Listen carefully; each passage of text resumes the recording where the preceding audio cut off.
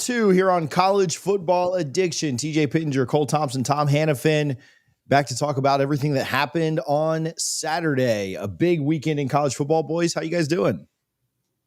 I'm fine, Tom. You want to go ahead and talk? I'm just excited that this Sunday, TNA Wrestling will be live on pay-per-view with TNA Plus in Lowell, Massachusetts for our biggest event of the year, Bound for Glory. You get your tickets now at TNAWrestling.com. Penn State's still playing football for some reason on Saturday. Yeah. Let's jump into it first. Is this my floor? Since it's Florida State, Miami first. Yeah. Listen, I've had a lot of people ask me. So Florida State loses to Miami by 6. Game not that close, but fortunately the box score and the final score, made it look a little bit better than it was. At the end of the day, Florida State came into this game the less talented team, and then they played worse too. And that's really, to me, that's the end, the beginning and the end of kind of my thoughts. I wasn't really disappointed. I wasn't really upset as a Florida State fan and supporter.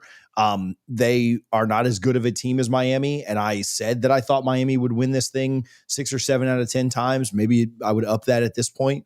But I was counting on Florida State to be sharper and them to execute better than they did and steal one. And I even said, if they win this, they're stealing it. And they didn't do that. They came out and played worse than I think I could have not expected, but they didn't execute well, had too many first half turnovers, dug themselves too deep of a hole.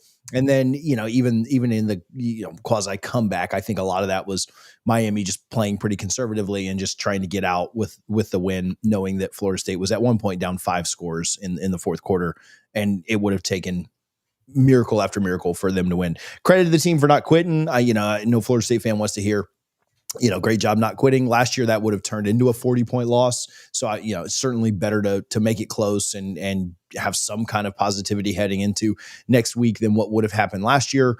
That is good. But I went into that game thinking that Miami was the best team in the country, and I came out of that game thinking that Miami was the best team in the country. I said that you couldn't let them run all over you, and you had to make Beck beat you, and that's absolutely what he did. So credit to Carson Beck and Malachi Toney, who's an absolute freak of a freshman. They got behind your defense a couple of times and put you behind the 8 ball really, really early, and you just weren't efficient enough to think that you had a chance to come back. I really thought that Florida State needed to get out to an early lead, capitalize like they did against Alabama, and let the crowd and the defense kind of help them along through the rest of the game. And certainly that's not what happened. So I wasn't even really that frustrated. Again, I thought this was the best team coming into Doak Campbell in the country. And I think that they still are and should be the number 1 team. Again, if people want to put Ohio State first, that's fine.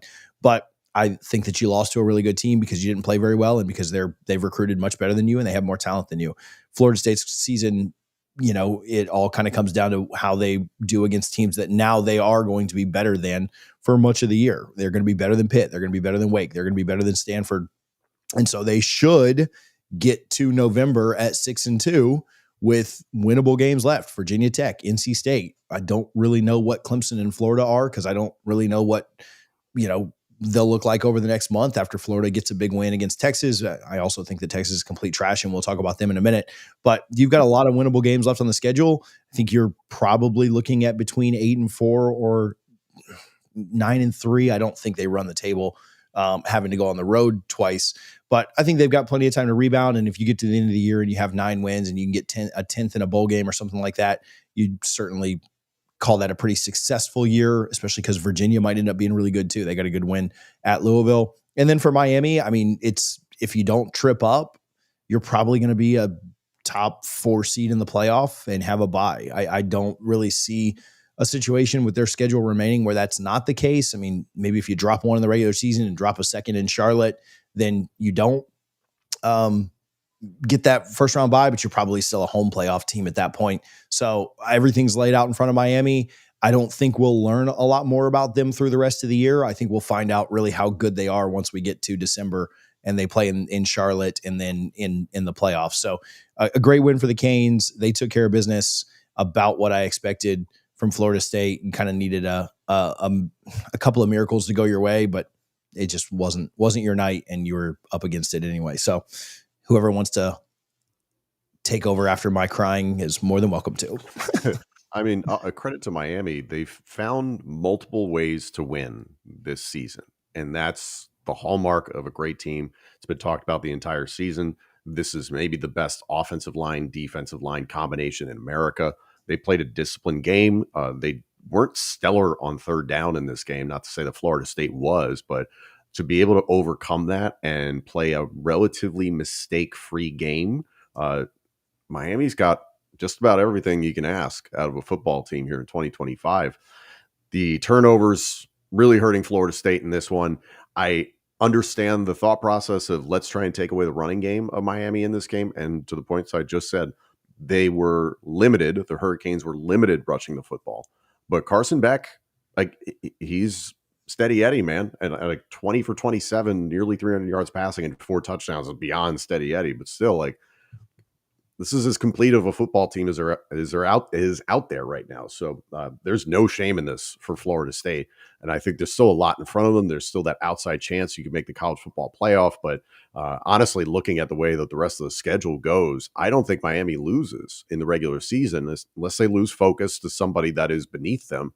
And if Georgia Tech pulls off a miracle in Atlanta at the end of the season against the Bulldogs, you could have 2 undefeated teams playing each other for the ACC championship with both teams potentially guaranteed to go to the college football playoff.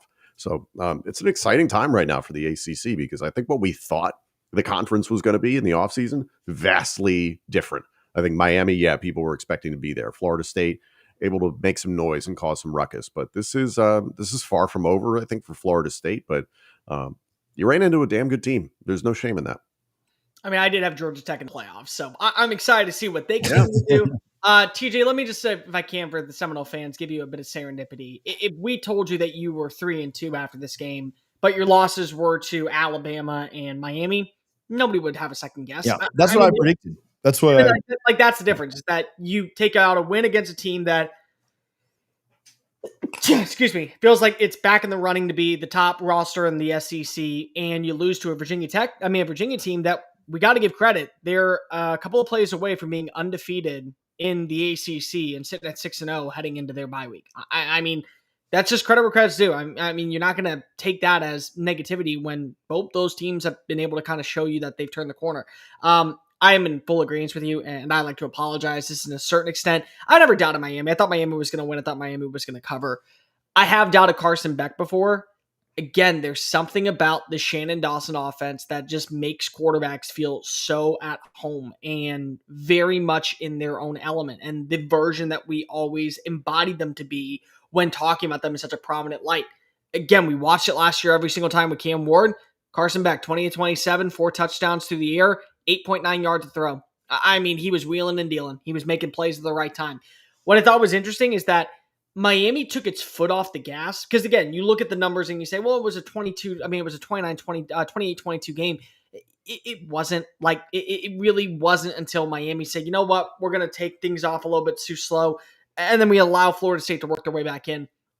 If Miami wanted to, they could have hung another 20 points up on them, and it wouldn't have shocked me because that's how legit the offense looks right now. Malachi Toney is a stud. I mean, the way that we talked about Jeremiah Smith last year, it's maybe not at that level in terms of his overall attributes, but I would say it's the closest comparison to Ryan Williams right now. He has just been everything that you could imagine, and then some. I clearly am just blown away by the way that he has been able to master this offense, a very intricate offense that's known for being a heavy passing attack, and take on over as the number one. It also helps you have other guys breaking on out. Elijah Lawton had a pretty good day. CJ Daniels has been a perfect fit for what this offense wants to do. Alex Bowman's made some plays as well. So they're a multifaceted team, and the defense, once again, Corey Heatherman has just found a way to be able to kind of slow down all of the talk of what was a problem last year and throw it to the wayside. It was an incredible hire by Mario Cristobal, and he got after Gus Malzahn, and he made him pay very early on. It was something that I think that ultimately came back to be an issue to where you got to ask yourself, what does Florida State have to do to be able to fix this? Maybe it's nothing because it just was a good team that you faced off against. For Florida State, the problem that I worry about for them at this point is you have got to start off fast, because I don't think that you're going to be able to play up to a certain level and come away with a win every single week when you're trailing by 10, when you're trailing by 14. And we've noticed that now in 2 different instances where Virginia got up on you. You were able to at least bring this back to a tie. Then you start to fall apart. You need to force your way into overtime. Miami got up on you. They took their foot off the gas. You kind of made this thing a 4-quarter battle. You got to run the football more efficiently. Tommy Castellanos, he can't be the only answer on the ground. And you got to find a secondary wide receiver. Again, this is another game where Deuce Robinson had a good day. 6 catches, 87 yards. And yeah, you found your way into the end zone with Randy Pittman and LaWayne McCoy, but both of them finished with under 40 yards. You got to be able to have somebody else that can be a separator to take pressure off of number 0. And if those things don't end up working out, it's still a solid year for Florida State. The good news is that, once again, they already have more wins at this point than they did all of last season. And they're going to win more games, and they're probably going to be at 8-4 range. But there are some things that you wonder about. If we just did this differently, would we be sitting at maybe 5-0? Or at least sitting at 4-1? And that's some things that I think are going to be really, really important when you go play against Pitt and just kind of get back to the level of what we knew about them. I'm not doubting when it comes to Florida State at all. I still think that they could be a solid team in the ACC, which does good for the ACC long term. As for Miami has crossed off almost every single box that you want to ask, knowing that you are a team good enough to be in the college football playoff. Here's just what I wonder. Can you make sure that when you are going to be playing B+ football, that B+ football is still better than the A+ of the opposing team, and that you are going to take your foot off the gas? Because all things according to plan right now is that Miami's going to go undefeated and make it all the way to Charlotte and go to the college football playoff. But we've seen this story play out before, where they took their foot off. They said, you know what, we're going to play around with our food a little bit too long, and then you get nearly an upset against Cal, and then nearly you get the Virginia Tech game, and then you lose to Georgia Tech last year, and you lose to Syracuse. And that's where we are. Doesn't mean that it can't happen. But again, this is what we got to see. That's the only question I have left for Miami. If they don't play with their food, they're undefeated. I mean, this is the most complete roster in college football. And I am in agreement. They are the number 1 team in the sport. They have a bye before they play Louisville at home next week. So, we all kind of questioned the bye situation for Miami, Florida bye, Florida State bye. It actually probably works out really good to have a bye after a very emotional, not super difficult, but a very emotional win on the road. Probably their most difficult game left on the schedule is Louisville, and they get a bye before that. Now, again, November and just having to go on the road so much like they will later, that does present some challenges. But I don't even think it, looking at it now, their schedule sets up pretty well, and they can afford a loss, right? You beat Louisville at home, and you're in really good shape to even play with a little bit of house money if you're Miami going down the stretch. For Florida State, I do think that Pitt game is absolutely massive. Pitt scored 48 on Boston College. Now, BC had 3 turnovers and 2 turnovers on downs, and so they made it pretty easy for Pitt to just kind of run up the score. Pitt's a capable team that can certainly score points. I do think BC is an absolute dumpster fire. Certainly, you just look at them being 1-4 right now, 0-3 in the ACC, and you look at what Pitt's done throughout the rest of the year. They're now no longer playing Holstein, which is interesting. But shoot, their backup went out and threw for 300+ yards against, again, a terrible BC team that is just not capable of anything. But Florida State, a 10-point favorite. They need to bounce back and win this week. If they win this week, I think they beat Stanford. I think they beat Wake, and they go into November 6-2, which at that point, I don't want to say you're playing with house money, but you could win any of the 4 games that are left. Shoot, you could. Well, Virginia Tech's terrible. You could lose 3 of the 4 that are left too, when you think about 3 of them being in Raleigh, Clemson, and Gainesville. So that's all I have on FSU. We'll see how they bounce back. I will say for Miami, before we get out of here, the reason why I think of that game against Louisville, maybe your toughest test ahead, it's a Friday night game. Again, something different about not playing on Saturday that maybe is going to eventually be a problem that hurts you a little bit coming off of a bye. The other thing is that, again, this is your last bye. And I hate that the ACC did this to you, gave you 2 byes within 3 weeks of each other. But you've gained room for error, because if you look like the most complete team, when you're able to capitalize on turnovers, shows that. Friday night, let's see what you look like against Louisville. The ACC loves screwing Florida State and Miami. Just Florida State plays 2. Every team thinks the conference is out for them in every conference you're in. Miami with the terrible bye situation. Florida State playing 2 road Friday night games in conference. Like, what are we doing here? So yeah, screw. They can die in a fire. Respectfully. How about a shocker down in Gainesville, Cole? Texas loses to Florida by 8. Again, I don't know that this game was as close as the final score maybe indicated. little bit of a comeback for Texas. Never really felt like they had a shot, though. And Florida wins in, I don't know if it saved Napier's job or not. They probably need to win against Saturday against A&M. But they can't fire him now. Like Tom, I don't think when you were saying that they would fire him, you were expecting them to beat. I was expecting it yesterday. I was expecting them to lose. And I don't think this completely saves his job. It's a stay of execution. That's about it. They win. What gets really crazy is if they win in College Station, which we'll talk about that game on Wednesday, but it gets really weird for the Florida fans who are like, the meme of the guy that's got two buttons to push. Do we want to see us beat Texas or do we want to fire? Like, what the hell do we do if they beat A&M? But before we get to that game, Cole, talk about the SEC shocker on Saturday. For starters, I apologize to the city of Gainesville for selling my stock on my preseason pick well before this game actually unfolded. Because remember, I said this was going to be one of Texas' losses. And then I saw the season. I was like, you know what? We got to go ahead and sell it. You know who Billy Napier reminds me of? You guys ever seen the movie Monty Python and the Quest for the Holy Grail? He is the Black Knight. Literally, they cut off every single limb. But he refuses to quit. It's just a flesh wound. Come on, you pansy. Come on, I'll bite your legs off. That is Florida underneath Billy Napier. Because if they refuse to die, and when they're wounded, backs against the wall, basically entering the fight or flight mode, they fight and they win. I give a lot of credit to Billy because you want to know what Billy did? He looked at what went wrong in those games against South Florida, Miami, LSU, and said, we got to make a change during the bye week. So what are we going to do? Well, Texas has one of the best run defenses in college football. You know what? Screw it. We barely ran Jaden Baugh against LSU. We barely ran him against Miami. Let's go ahead and tell him, hey, dude, run it 27 times for 107 yards and push it down their throat. Let's go trust the best part of our team and actually use this to our advantage. So what did that do?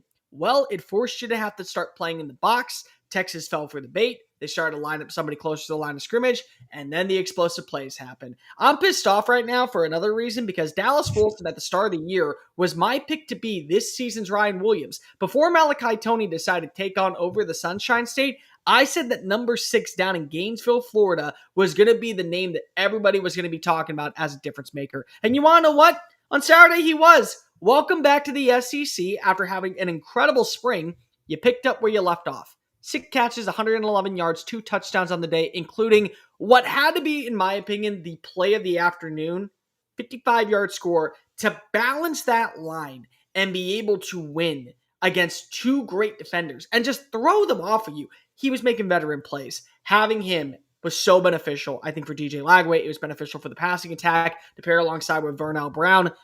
Florida, they had a day. And you got to give a lot of credit to them. They won in all 3 areas that are so important. They won in time of possession, 34 minutes. They won in the turnover battle. They were the fewer penalized team. They outgained them 457 to 341. They were better on third down execution. They had 6 more first down conversions.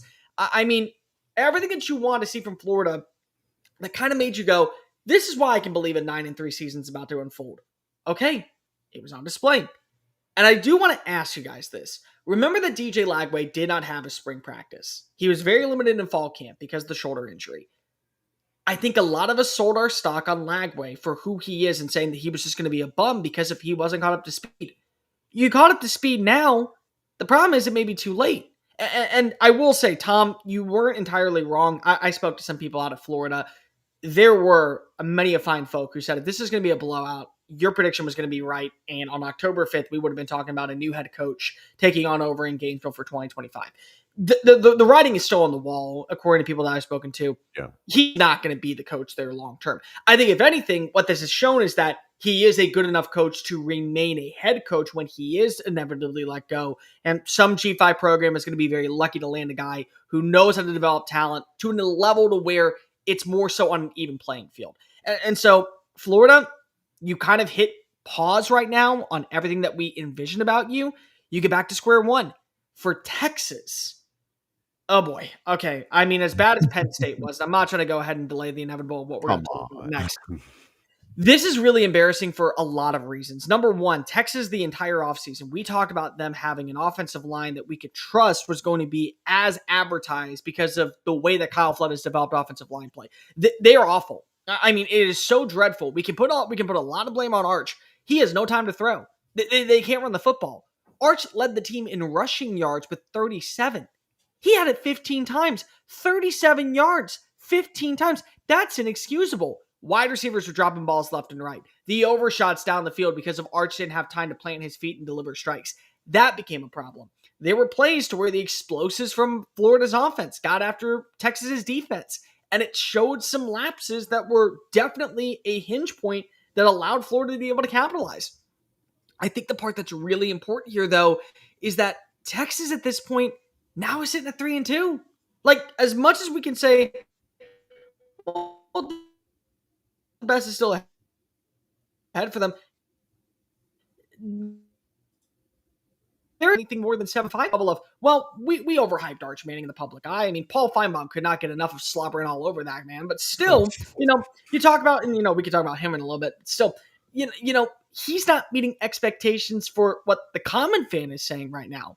But it's not just on him. The play calling has been pedestrian at best. You're not seeing the growth and maturity, I think, from Ryan Wingo. Emmett Mosley had a decent day, but he didn't have as good a day as we expected. Jack Endries barely got involved in the passing attack. So, I mean, there's things that when you look at Texas, it feels inexcusable. It also doesn't feel correctable. I mean, you're not going to be able to go into this offensive line and say, hey, DJ Campbell, you're a full-time starter. Everybody else we're replacing with the backups, because the backups are certainly a backup for a reason. They're not as good as the starters. And if these are the starters, they're going to get mollywopped by multiple teams moving forward. You can't run the football with Trey Wisner. You still don't have CJ Baxter back at full speed, so that's hurting your overall run game. And you got a matchup down in Dallas against a pissed-off Oklahoma team that in Red River, crazier things have happened. We have seen this game go down to the wire where the worst team ends up coming out on top. But right now, Oklahoma wants to make sure that they send a statement going into the second half of the season. We mean business as a legit threat to go to the college football playoff and that we're a good team. And Texas right now does not have a lot of answers. I mean, I'll give a lot of credit to Florida. They have a good defense. They have a very good defense. Oklahoma has a better one. Yeah. And they shut down Texas offensively. And they have a much better secondary and a much better pass rush and a much better defensive line. And there's a lot of things that you have 6 days to figure out that probably take 2 months to actually master. Looking at this game overall, man, like, how much of this do we pin on like Arch Manning? I don't think much. And I think you have to start asking. I think you start after asking the question, Cole, is his supporting cast any better than he is? Because right now at pass catcher, the answer is no. It seems like a kind of pedestrian group, like with high ceilings, but probably hasn't been realized yet. You average 2 yards per carry. You have no running game. You're putting everything on a quarterback who is clearly still developing. Texas has to figure out something running the football. You can't put this entire thing on Arch Manning and expect him to do what Nico Iamaleava did against Penn State this past weekend. You can't expect him to be the leading rusher and your primary reason why the passing game does anything. I just think there's way too much being put on Arch Manning. Credit to Florida, seriously, being able to bounce back. And it's the one thing we've talked about on this show this entire season with Florida is that it has never appeared that they have quit. They've always appeared to be a team that's invested and is giving 100%, especially on the defensive side of the ball. And a shocker that if you get Jaden Ball the ball 30 times and you kind of piece together what felt like kind of an old Wisconsin or Michigan State offense where it was like, hey, Le'Veon Bell's standing right there. We'll give him the ball 25 times. We'll try and get it to him 5 times in the passing game. That's our best player. We have to get him the football. It made things easier for DJ Lagway in this game. Granted, not a game without mistakes on either side. Tons of penalties in this game. So both sides have a lot to get cleaned up. But there's hope for Florida. Texas, meanwhile, like my Nittany Lions, unranked and have a lot to prove to anybody. And I will ask this question because we were touching on it with Miami a moment ago. Is Ohio State's resume that much better than Miami's that they deserve to be number one over the Hurricanes? I don't think it's not just that much better. It's not better at all. It's nowhere near better. They're getting the benefit of winning the national championship last year, which is fine with me. Like like if that's the way you want to do it. I mean, Florida State fans whined and moaned when Mississippi State jumped them in 2014, right? Florida State didn't look like very good. They were having to come back every game, but they whined and bitched and moaned and complained about that. And so, like, I get it. If you want to keep them at 1 until they lose, like, I don't have a huge problem with that. But they've not been as impressive as Miami. Like we said, I'm a Florida State guy, and I'm glad we only lost by 6. But, like, they could have lost by 30. Miami was very impressive on Saturday night, and they've been very impressive. And now the Florida win looks better. I mean, the Miami win over Florida looks a lot better. USF is ranked. For me, the big thing is the Washington game looks like the best win for Ohio State at this point, more so than the Texas game. Because Washington was able to respond on the road and get a comeback win against Maryland. So that ends up strengthening the resume in their standpoint. Before we move on from this game, I do want to say 2 things. Number 1, I still think Arch can figure things out. I'm not ready to go ahead and sell my entire stock. Again, there's a lot of things that need to change, including him probably coming back next year, which is big. But number 2, and I'm going to gloat for about 5 seconds. I don't like doing this. I really don't. I don't mind it, Cole. Go ahead. But I dealt with so many Texas fans, so many people in the public eye calling me an idiot. Word that I'm not going to say on air because if I don't want to be the FCC regulation, multiple derogatory slurs about my defense when it came to Quinn Ewers staying as the quarterback last season in the starting role. Are we ready to go ahead and apologize to me? Because I kept saying Sark was making the right call leaving out Quinn Ewers and only having Arch play a certain number of reps. We ready to go ahead and start listening in on that? Maybe Sark knows a couple things that we don't know as the behind closed doors that we got to figure out. Because there's certainly right now, I think that Quinn Ewers would have at least won the football game yesterday on Saturday.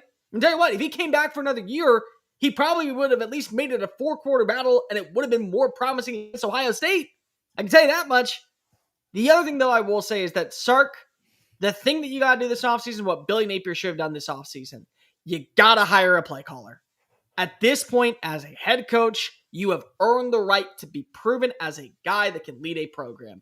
But you have put Arch in a position where now he has to win football games. Again, I agree with Tom. Like, I'll say that 25%, maybe 20% at least is on Arch because he had 2 bad interceptions. And there were some things to where, he was making some terrible reads and overshots down the field. But you were playing with the 2-possession differential. You couldn't run the football at that point. You said you have got to throw the football. Like, we can only win one way. You're putting him in a position to where he can't have success. So you got to get a play caller in there. And honestly, if I am Texas, I'm kind of telling you, we will give you an extra $5 million. That $3 million of which is going towards hiring an OC and somebody that can actually control the playbook. Cole, I just want your quick thought on this. We'll preview both these games next week. Who has a better chance to win on Saturday? Texas in the Red River or Florida in Kyle Station?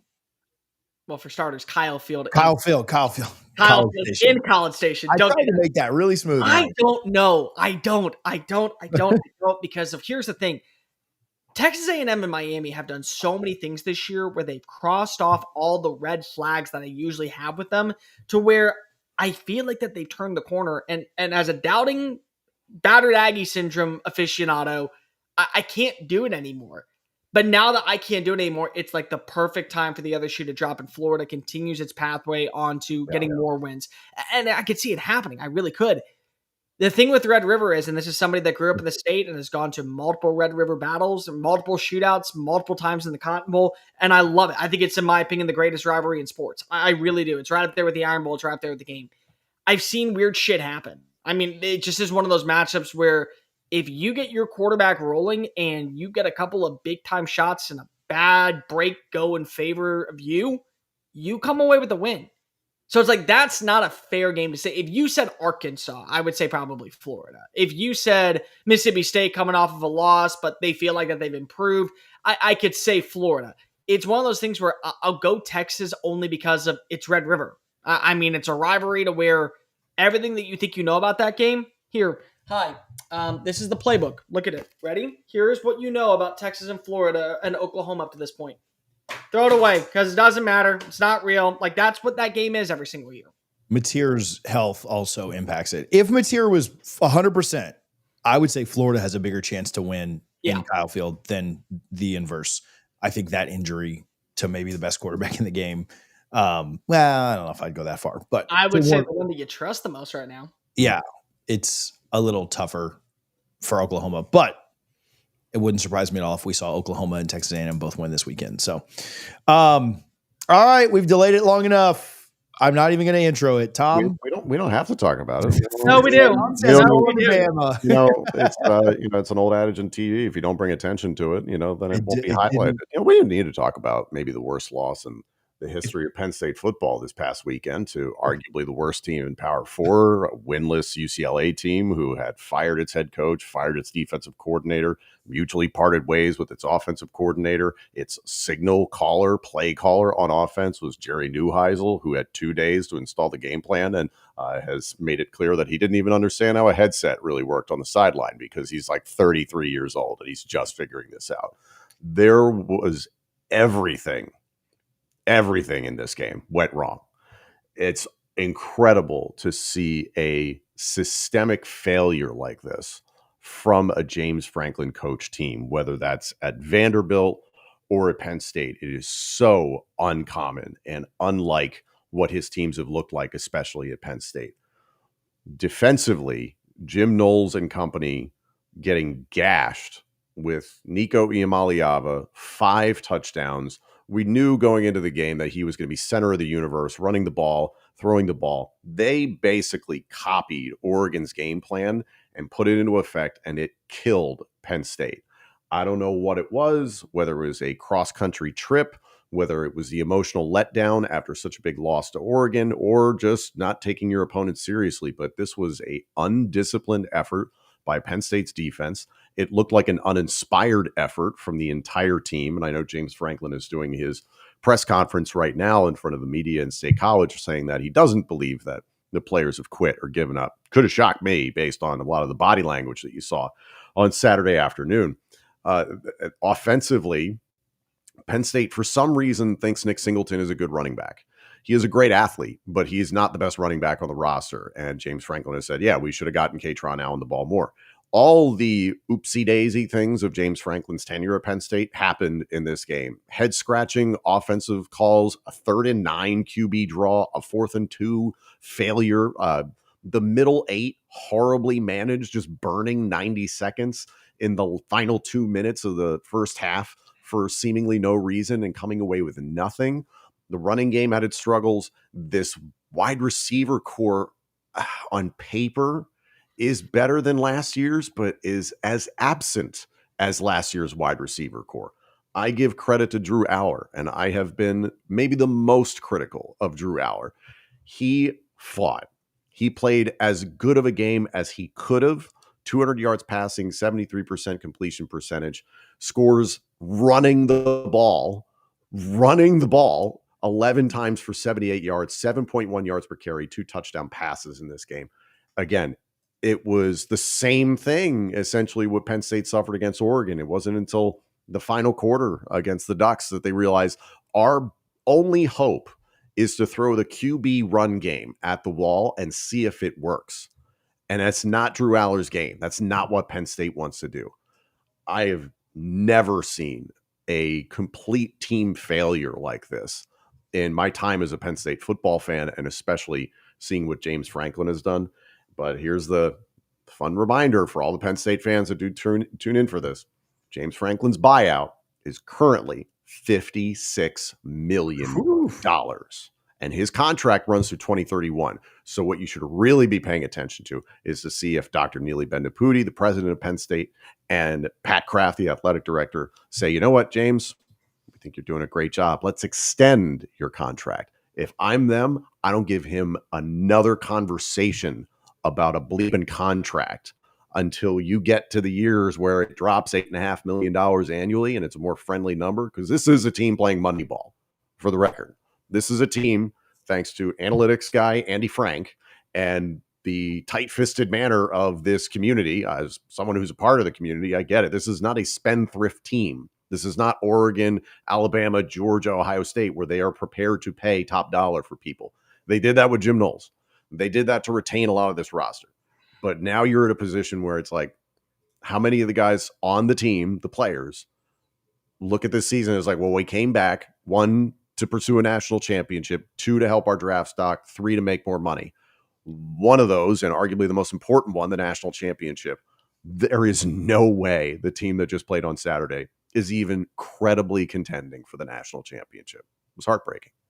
They're not going to the playoffs. That's for dang sure. They may go 9-3, 8-4 is a possibility, but Indiana and Ohio State still available. Tom, I'm going to make it a little bit worse because I feel like that we got to talk about the other few things. Number one, UCLA. They had lost to 2 G5 teams coming into this matchup, including New Mexico with a first-year head coach in Jason Eck and Jack Lane, a former FCS quarterback. They have never led in a game this season. They led the entire game. They had a 19-minute differential in time of possession. Nico Iamaleava had 128 rushing yards. He actually lived up to the expectations as the quarterback that was envisioned when he left Knoxville. On top of all that, you already mentioned a play caller in Jerry Neuheisel, who had 2 days to prepare and said in the press conference afterwards, I forgot that I had to use the microphone. You're paying over $8 million for your 2 coordinators, and you're paying over $3 million to go ahead and bring in a guy that you thought was the difference in your team. He allowed over 447 yards. They punted once. They scored on their first 5 drives. And just to go ahead and remind everybody about the buyout, here is who ranks ahead of Penn State in the Big Ten going into week number 7. UCLA, Minnesota, Iowa, Nebraska, Maryland, Northwestern, and Washington all have at least one more win over the number 2 preseason team in the college football rankings back in August. It is bad. It is a bad, bad day to be a Nittany Lion fan. But I give a little bit of credit. At least it was fun to see Rick Neuheisel celebrate with his kid. Yeah, I mean, a golden father and son moment. That's what I took away from Saturday. Money well spent by UCLA on Nico Iamaleava if that's what we're going to get from him moving forward. Here's I will give credit. Listen, it was interesting seeing him at Tennessee because they seemed destined to try and make him a pocket passer. And you heard all this of like, yeah, he is nimble, he can move, but like they don't want to do the QB run thing. This was outstanding. A wide receiver core that just did all the right things at the right times. Like they didn't have better personnel at wide receiver than Penn State had at defensive back. They certainly played a cleaner game. Penn State's defense was undisciplined and made a ton of mistakes, but they played the short pass. The ball was out of his hands in 2 seconds, exactly what Dante Moore did, just with better athletes against Penn State. And ultimately, you were able to kill him over the top in select circumstances when the defense came up. Penn State's lack of depth at linebacker is astonishingly bad. The lack of depth at the defensive line was something we talked about in the offseason, and it's Deni Dennis Sutton and Zane Duran against the world. Even then, those 2 guys didn't make much of a difference. Deni Dennis Sutton had a very bad game. So to me, it illuminated, 1, how otherworldly Abdul Carter was last year, and 2, there is not another game on Penn State's schedule that you can realistically look at and say, well, they should win that because you should have beaten UCLA. So now you're at home against Northwestern this coming week, at Iowa. I've said it before, at Kinnick, the 2 scariest words in Big Ten football. You get a bye, then you go to Ohio State on November 1st. November's brutal. You host Indiana. You're at Michigan State. Okay, that's a little bit of a reprieve. You host Nebraska. And then you are at Rutgers to end the season. There's nothing left on this schedule where I sit here and I'm like, oh, that's absolutely a win, because you just proved you can't take anything for granted. Penn State has to win out to make the college football playoff. Yep. There is that slight glimmer fraction of a percentile that if you do win out and you beat freaking Ohio State on the road and you beat Indiana and you endure all these tests, maybe you get your mojo back. There's still time. But James Franklin and company, since the Oregon loss, have been hanging their hat on, well, last year, Ohio State lost 2 conference games and won the national championship from the first round. This is not Ohio State. There is no track record of this football program being able to overcome situations like this. You know what? The other thing that's really frustrating is what is it? I mean, the way that James Franklin began the press conference talking about all the things that went wrong throughout the week and all the things that were an issue that probably hurt the team. Brother, this is your team. Like, this falls on you first. And like, there's a joke by Bill Burr talking about people losing their jobs. I won't say on here because it's a little bit raunchy and I don't want to go that far and we're not that type of show.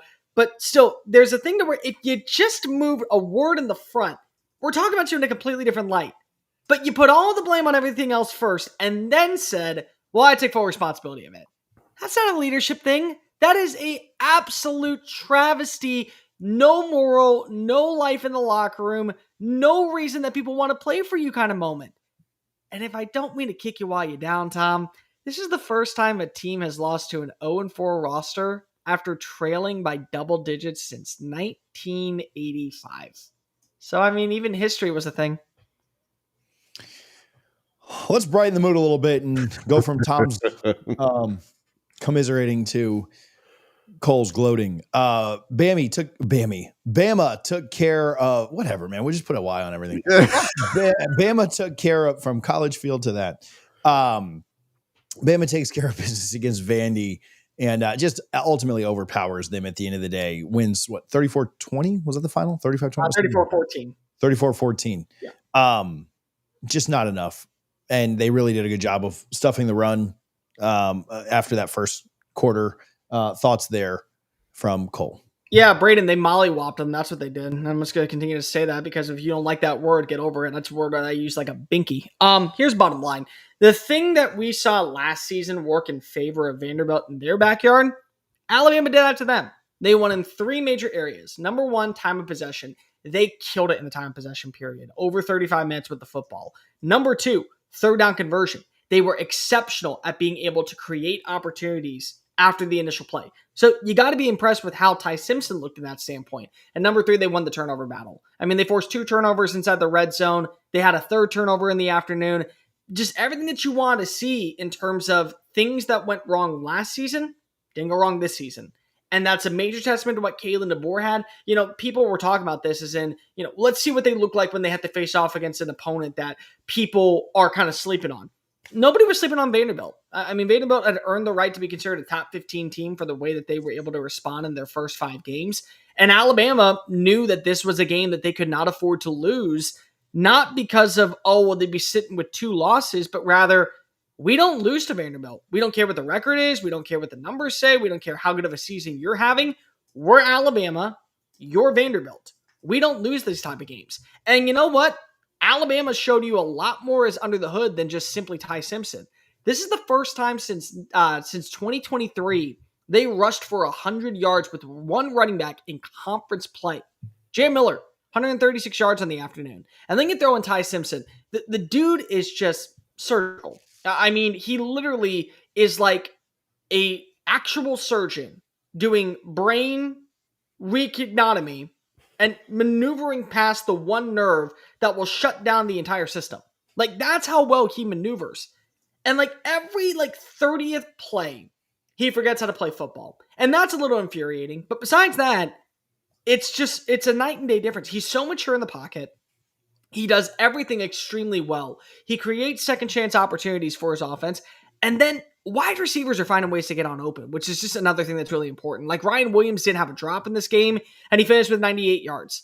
Jeremy Bernard had 82 yards and found his way in the end zone. But guys like Latsier Brooks and Rico Scott, and even you could throw in Cole Adams in the past, have all started to grow and adding another level to this passing attack that has made Alabama so complete.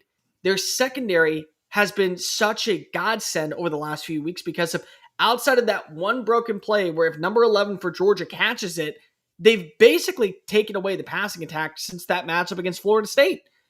The problem still is, and this is going to be something that Mizzou is going to have to probably use as their crutch. The kryptonite is the fact that they can't stop the run. And you can take away that big 65-yard run from Cedric Alexander that gave them a 7-0 lead. They still give up 4.4 yards of play. And that's something that I think that when you look at Ahmad Hardy and Jamal Roberts, they can take advantages of. But Alabama basically did the few things that Vanderbilt did last season, and it was basically the difference in the matchup. You heard Diego Pavia say, if we play Vanderbilt version of football, it won't be close. Okay, well, you didn't play Vanderbilt version of football. Alabama did play Vanderbilt version of football, and you're right, it wasn't close. I hate Kalen DeBoer a little bit because I took the 11.5 point line, and it took all the way up until the very last second for the over to hit and to cover the spread. But I also can appreciate that from Kalen DeBoer. Because you want to know what type of message that sent? It said that he understands we have got to earn the respect of the national media and not just care about that big script day. We're built different. I may not be like Nick Saban and be cold and crash and extremely volatile on the sidelines, losing my crap. To me, what I think is important is they're silent but deadly. And he had an opportunity to just take a knee, slide, go for the end game, let the line hit. He said, Jay Miller, go run it in. Make a statement. Show the world that we're back and that we actually mean business this year. And once again, Alabama, we talk about them in such a negative light. And look at what we've seen. Now they're right back in the driver's seat to be one of the favorites of the SEC and probably in the college football conversation race. Let's go quickly. Let's stay in the SEC. Mississippi State and Texas A&M. I think of the big picture here, Cole, and I'll let you keep it. But I mean, is it A&M and then one other team in Atlanta? This would be the classic A&M like kind of letdown spot. This would be where you'd expect A&M to revert back to their 8-4 ways, and they didn't. They didn't just win a game. We all kind of doubted the spread at some points. But they went out and didn't play with their food and absolutely beat the tar out of Mississippi State. And I know I'm not going to crown them after beating the Bulldogs. I get it. But I do think what they did was really impressive. And if they can do it again this week against Florida, which they should win by a touchdown or more, I think that you have to start thinking, are they booking their trip to Atlanta? Like, what's that look like through the rest of the year?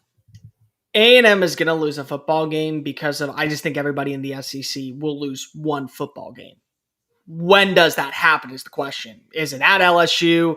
Is it home against South Carolina? Is it on the road against Missouri? When does that happen?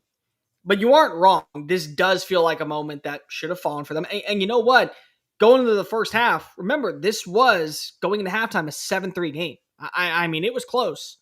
The difference between old Texas A&M and new Texas A&M is Mike Elko is able to make the second half adjustments and learn from his mistakes. And it was a night and day difference from what we saw in the second half. And I think that was really detrimental. I mean, it wasn't even close. They took away the rushing attack with Fluff Bothwell. They outgained them 483 to 219. They outran them 77 to 303. And they did so without their lead back. Lavian Moss dealt with a small injury and then came back in for like 2 or 3 plays in the second half. He ended up going, the offense ended up going to Ruben Owens. And last week, Owens barely touched the football against Auburn. This week, he went and got 21 carries for 142 yards and 3 plays of over 30-plus yards downfield. I mean, he was everywhere. And so, like, A&M at this point, much like Miami, has just crossed off so many boxes, just one after another after another. How can we win football games? Oh, we're going to win with explosive plays downfield and Mario Craver and Casey Concepcion against Notre Dame. Okay, that's really cool. Oh, we're going to win in a rock fight where our defense is going to get 6 or 7 sacks against Jackson Arnold and our offense is going to have so many penalties, but you know what? We're going to be able to hold this thing out. Okay, well, this week we're going to go ahead and outrun them and show why we have one of the most potent rushing games in college football and a quarterback that's more than just a good passer. There are some things you need to clean on up. The deep ball accuracy. And I probably spoke last week when I said this. When I met Marcel Reed has a great deep ball. I mean, he can throw it far. We watch it. The inaccuracy still is there. And unfortunately, if you have a team that knows how to play in a zone coverage to where it's basically an arm punt, you're going to see more interceptions. You had an interception early on in this matchup. But still, if you can fix that, you have an offense that's going to average anywhere between 35 to 40 points a game. You have a defense that has drastically turned the corner from week 1 to week 6. You have special teams that work in your favor. The other thing is that the penalties, they're still far too many penalties. They're like 123rd nationally in penalties this year. You got to work on those things. But outside of that, it's really hard to doubt them. I mean, it is. They've answered so many questions and they look different. And I know that's very easy for Aggies everywhere to say, well, don't worry, we're finding a way to mess it up before. Don't buy into our stock now. Watch when we go ahead and mess this up later. When? What more do you need to see? You've shown me in 4 different ways you can win football games. Now you just got to choose which is the way that you're going to have to win on Saturday against Florida, go on the road against Arkansas, on the road against LSU, and then the rest of the season. I mean, all those things are possible. They are. Their defensive line depth was a question for me. And again, I know it was Mississippi State, but how do you feel about their defensive line and the way that they've played this year? Well, let's start off with this. Cassius Howell is the defensive player of the year in the SEC, in my opinion. I mean, if you asked me to give it an award today, that's the dude. Again, 3 sacks on the afternoon. He's got 7 total this year. He's got 11 tackles for loss. He's got 31 pressures up to this point. The depth is a bit of a question mark, but it's a question mark because of you don't know the names. It's not a question mark because of you don't know the talent. I do think that there is a separation between your first team and your second team, but not by much. That isn't an elite strength, but it was on Saturday against a team that was known for running the football. They took away the rushing attack and they got after Blake Shapen. It was 2 Saturdays ago when you took away the rushing attack with Jeremiah Cobb and you took away Jackson Arnold's legs and you sacked him 7 times. So it's I can say that it maybe is questionable when you take on Missouri, maybe when you take on LSU, if you get the good passing attack going in that game. But is it? I mean, we're going to find out. Florida's going to be a really interesting test because Florida's offensive line, I think, is better than both Auburn's and better than Mississippi State's. So if you get after DJ Lagway and you get another 4 or 5 sacks on him and you get another 8 or 9 tackles for losses, I mean, it's not the best defensive line in the SEC, but it's definitely in the top 5. I mean, at that point, I think you got to go ahead and give credit where credit's due on that standpoint. Do you think we're getting a rock fight between Florida and Texas A&M? It just feels like Florida will do everything to make Marcel Reed beat them. It could. I mean, the exact same thing by Texas A&M. It just feels like this could be a defensive struggle. The thing that I wonder about, it more so relies on Florida. I think if A&M plays A&M's game, because they have so many different ways they can win right now, and the way that Mike Elko has been able to buy in we got to earn our way to a win. We're not going to put the wagon before the horse. That's the difference between Jimbo and Kevin Sumlin and what Mike Elko has done. And credit to Tommy Moffitt. A lot of people don't know about strength and conditioning coaches. He was the big reason why LSU won 3 national titles. He's a reason why Texas A&M is sitting at 5-0, in my opinion. He is far and away the biggest X factor. A&M can win in so many different facets. I just think when you look at Florida, is Florida going to find a way to, hey, we beat Texas and we kicked their ass because we played a version of football that we knew that we had inside of us. Let's go away from it. Let's change some things up again. Let's shake it up a little bit. Is that going to be Billy Napier on Saturday? Because if that's it, then A&M's going to win this game by double digits. But if you have a game plan and it starts with Jaden Baugh, yeah, I mean, I could see it. I think that this is a game that does worry me still a little bit, but I'm kind of done doubting Texas A&M. They've shown me enough to where them and Miami are very much, you got to prove to me why I shouldn't be picking you every single week at this point. If you are watching this live, do us a favor and hit the subscribe button. We go live every Monday and Wednesday at noon. Sometimes we switch that up and go live on Sunday nights to talk about the weekend's action, but pretty consistently Monday, Wednesday at noon. We appreciate those that are watching live. If you haven't yet, if you're watching over on X or Twitter, go over to the YouTube College Football Addiction, and that's where you'll find the Power 2 twice a week during the season. And then you can also see us break stuff down for the upcoming weekend's games. If you don't want to watch the whole live show, which is typically about an hour, you can catch the clips afterward. Last one we've got here, we will give the Big 12 a little bit of love, specifically Texas Tech. Cole, can anybody beat them in the Big 12? Are they running the table? It does get tougher at times. I think they have Kansas this week. They play some other highly ranked teams too, but they look like a different kind of animal, and all our questions about the spending that they did in the offseason seem to be answered through 5 games. A long way to go, but a good start for sure. Let me ask you guys, do you know what the closest margin of victory has been for Texas Tech so far this season? Is it 20? 24 points. Yeah, I was going to say. They have won every game by 3+ touchdowns up to this point. And I'm going to make this clear. It's not because of they're the best team in the Big 12. It's because they're a great bleeping football team. They are excellent on so many different facets. Defensively, they're there. They're a top 5 scoring defense in college football. And we overlook it because of the offense is hanging 52 every single week. I mean, that's what we got to say when it comes to the success rate of Texas Tech and what Joey McGuire is doing. They have the talent. They have the roster. I, again, think everybody is going to drop a football game. I just do not see a scenario where everyone goes undefeated this season. So who is it that maybe is going to be able to go toe-to-toe with them? You look at their schedule, I'm not sure where the next one comes on up. I thought Houston had a good chance. And, Kyle Raymond getting hurt definitely didn't help out. But you got Kansas this week. Is that where it happens? At Arizona State maybe is where it happens. Versus BYU could be a preview of what we see in Arlington. Who are the teams that you think could maybe go toe-to-toe with them? I think BYU has a case. I think Arizona State, depending on what we see from their offense and if they can be more cohesive, still has a case. I'm not selling my entire stock on Iowa State. Iowa State's beaten and bruised, and they lost 2 of their starting cornerbacks, but the way they've been able to win football games is very promising. I think we got to start giving a little bit more credit to Cincinnati. I mean, Cincinnati was able to kind of outlast Iowa State, but they jumped out to a substantial lead. What was it, like 38 to 20 at one point? They finished with 478 yards. Brendan Sorsby looks the part. Pryor looks the part. They got weapons defensively. They've made some strides. They're explosive. I mean, if their schedule says anything, and their schedules can say a lot, which also, shame on the AP poll voters for having Iowa State ahead of them when, again, these head-to-heads don't matter.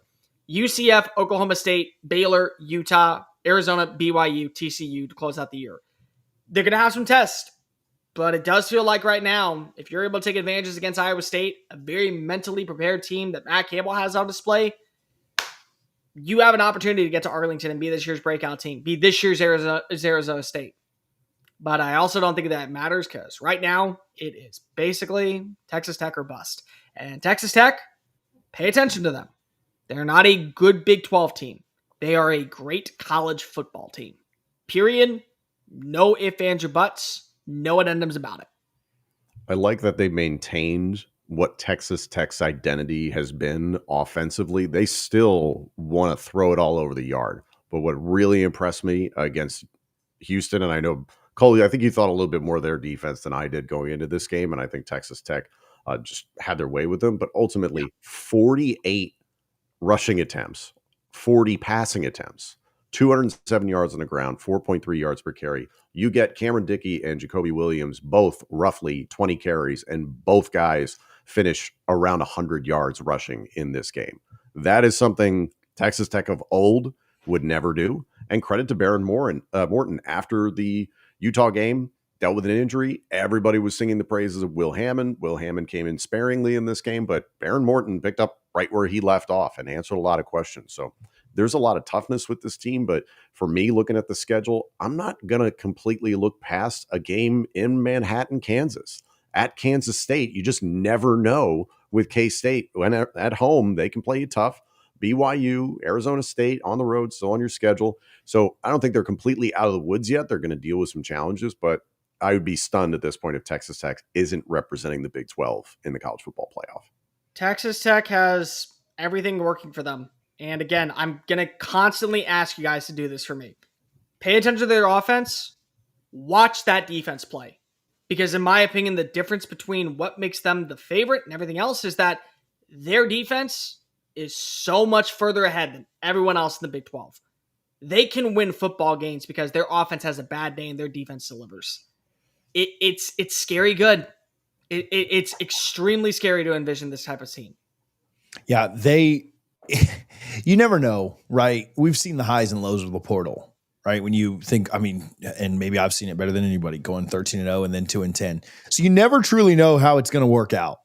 Man, if they didn't pull all the right strings this offseason, and they played that violin to an absolute, maybe we'll call it a fiddle and say the devil went down to Texas and sheesh, they played it well this. No, the devil got bought out by Cody Campbell. Yeah.